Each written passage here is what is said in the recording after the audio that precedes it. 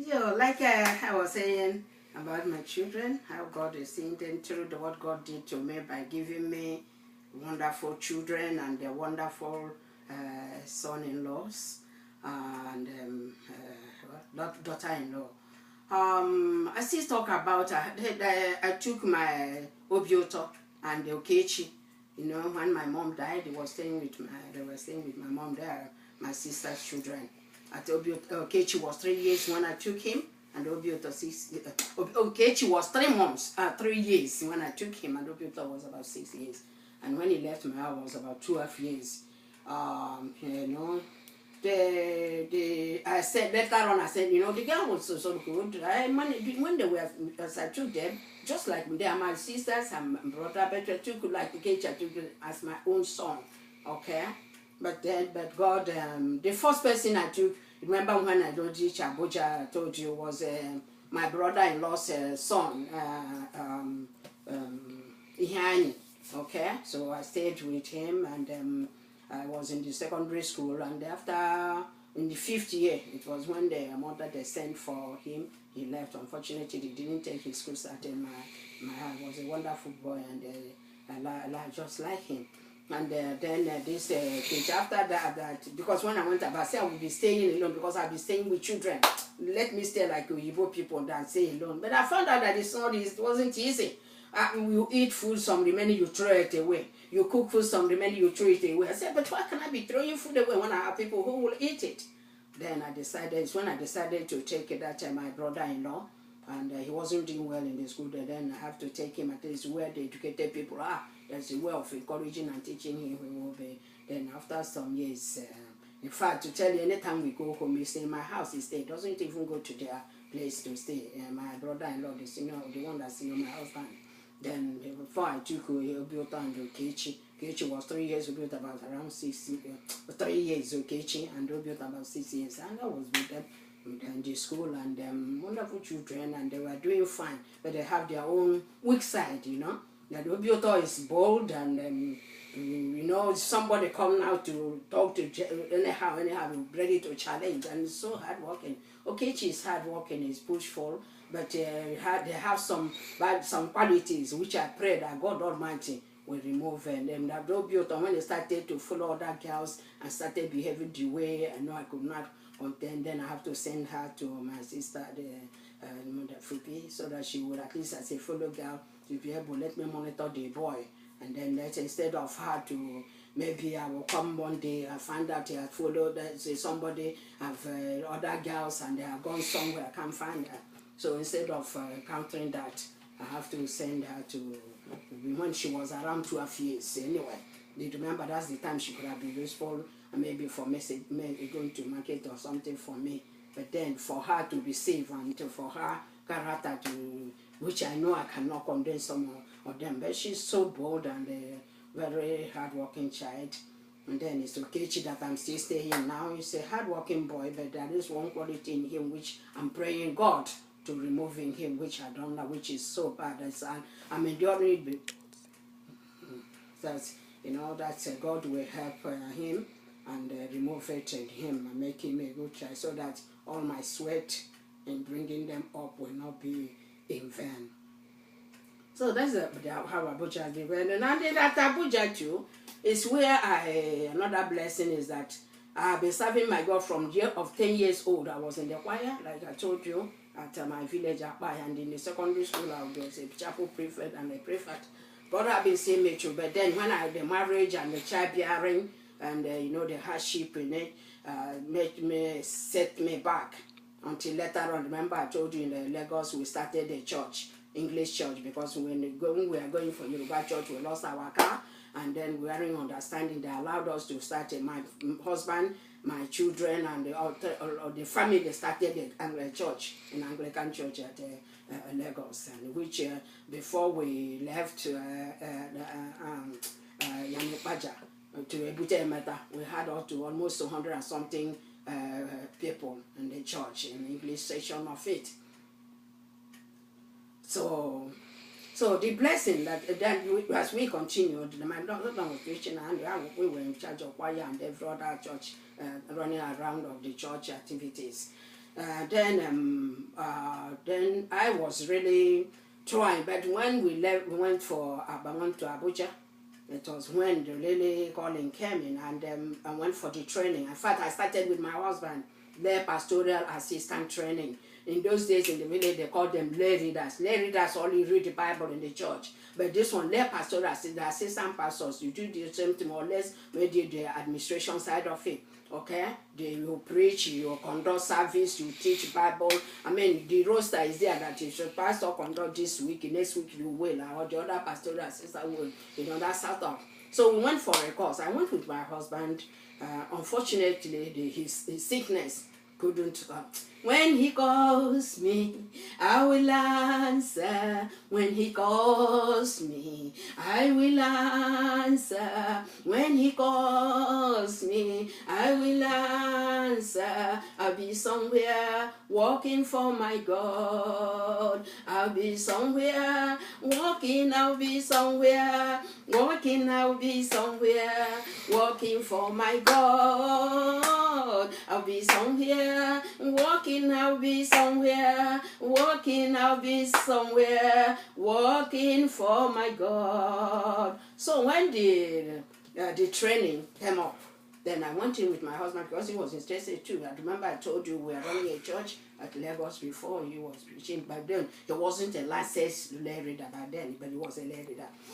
So, and then we went in for the training, 2 of us. So they said, I asked the archdeacon, can 2 of us register? Yes. I went all old, but yes, no, you are even younger. They are already, when your husband will be preaching there, and then you will be preaching at the other side. So I was happy to. So we registered after the training for 2 years or so after the training. But then my husband didn't complete it because of sickness. On the way he stopped, that brilliant man, that chartered accountant man, that man who the brain is as intelligent as the IQ is so high. When Bishop asked us to summarize a book, he got that book, he didn't know what to do. He didn't know how to write even anything. To the extent I was thinking, can Okechi write it for him? I said, my spirit told me, no, it's a sin. You can't write for him. Let him be what he is. If he can make it, okay. If he can't make it, maybe when he recovers from sickness, he will. But then I continued on my own. And after the training, then to tell you how God works, by then I had my eye, wasn't seeing. So most of the time, with even light, I would take my phone, touch, when I was taking exam. 9 subjects in a night. And I was using touch to take it. To the extent that our coordinator said, Mommy, can you go for the operation first? When I want to go for this cataract operation. I said, no, my dear, my God first. So let me do it in case if I go to operation, maybe I don't know how whether it will take time to heal so that I wouldn't miss my destiny. So it's better I manage with this touch and take my exam. So he said, because when I come back, they can still give me my own. Excuse me. Then I did the exam, okay? That's the interest I have in my God. Then, so later on, we were licensed and then committed to God's work. And since then, I have been working for my God. That's one the best, the most important after my children, God blessing them and joining them in their own different families. And then is this one that God did to me. That keeps me, the children are out. I'm with my God. The God I started serving as young and in the middle of marriage and the childbearing, there was a setback. And then I come in again. Otherwise, I could have been this license for long before now. So then after the licensing, they posted me at PhD. That was my first station. By then, my husband was sick. I was carrying him up and down because we normally have 2 sections, 7 o'clock and 10 o'clock. And then for the fact, if you have interest on something, it's just that if you love a man or if a man loves you, no matter what you are going through, you don't mind. The same thing with if you love God, you don't care what you do. The joy, the love, the interest you have in serving Him. Do you know I will wake up at 3 o'clock a.m. and then preparing for service because my husband was sick. That time he was driving a bit. But then when I found out at times, even if we live in the world, he was driving slowly. At a stage, I stopped him from driving. And that forced me to learn how to drive. Necessity is the mother of invention. Okay? So to make sure that, how did I get that car? Let me tell you. Sometime we were in the church. take this Bible or prayer warrior something that time.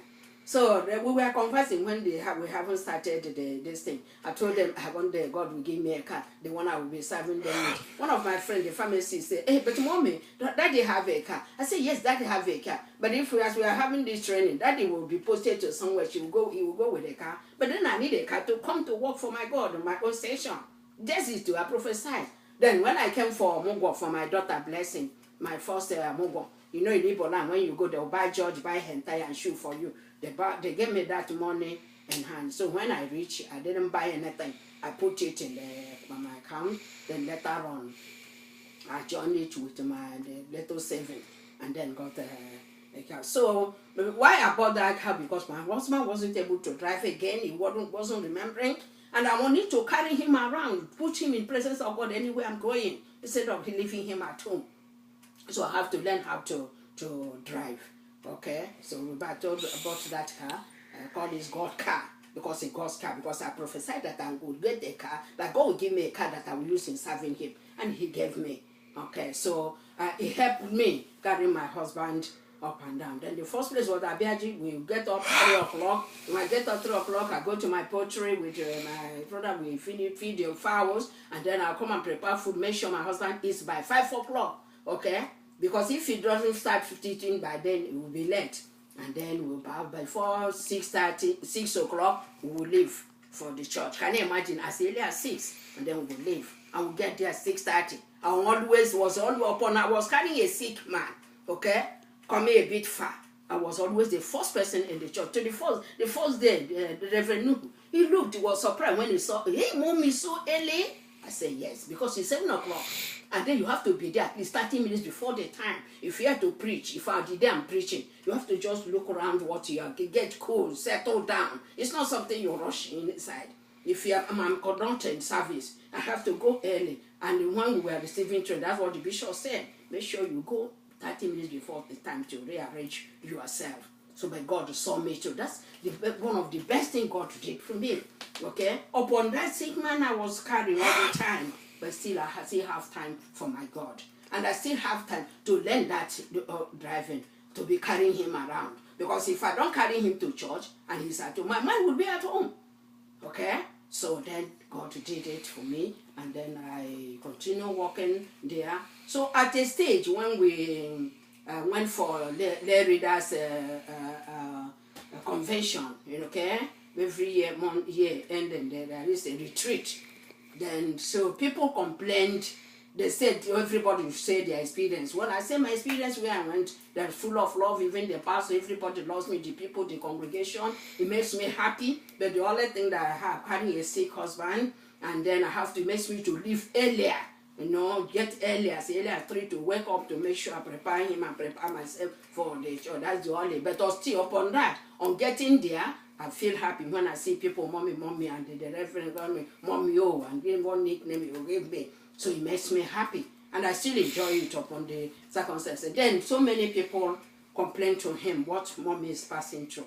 So when we were discussing, to the archdeacon. So I didn't know they would go and they went and told the bishop that what the mommy is, and it's an aging woman, and then carrying a sick woman up and down, and the place they find, the road is so rough, So, in fact, I have to employ a driver. With the allowance the church was giving me, I used it to pay a driver. After paying tax from that money, then I used it to pay the driver who was driving my husband's car. Okay? Then, by then, my hand wasn't strong in driving. So, it was later on, the bishop had of it, they posted me back to my former church, near where we are living, police affairs, that's where we are living. Okay, the church, from Cathedral, they planted the church again, phase 4, St. Matthew Anglican Church.